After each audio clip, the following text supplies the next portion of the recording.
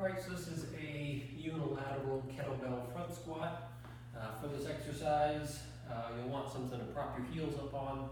If you don't have a ramp, you could certainly just put a couple small weight plates, like 2.5 or 5 pound weight plates beneath your heels. Also, we'll want a box to squat down to. You could use the seat of a chair or weight bench, whatever you have. But you'll want to start initially with a fairly high box and then progress lower and lower as you're able to hold position.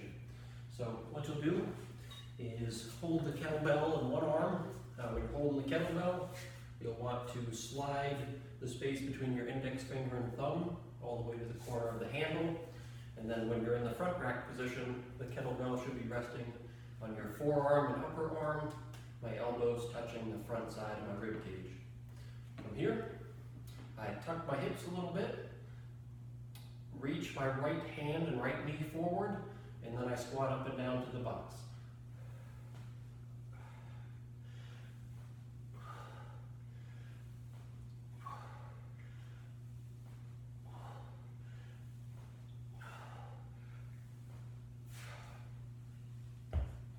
This is to show a side view that I think would be helpful.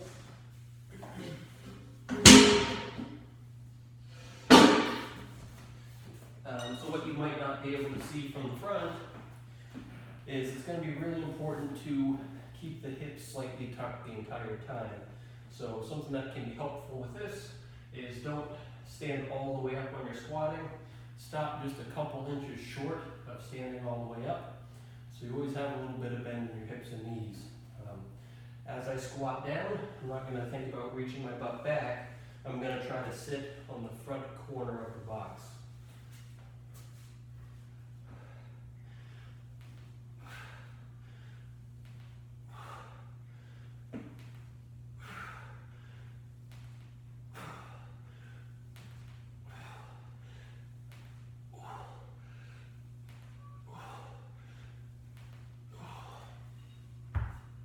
Being able to keep some slight hamstring and abdominal engagement as you're squatting up and down should help for you to sit straight down and maintain a fairly vertical torso.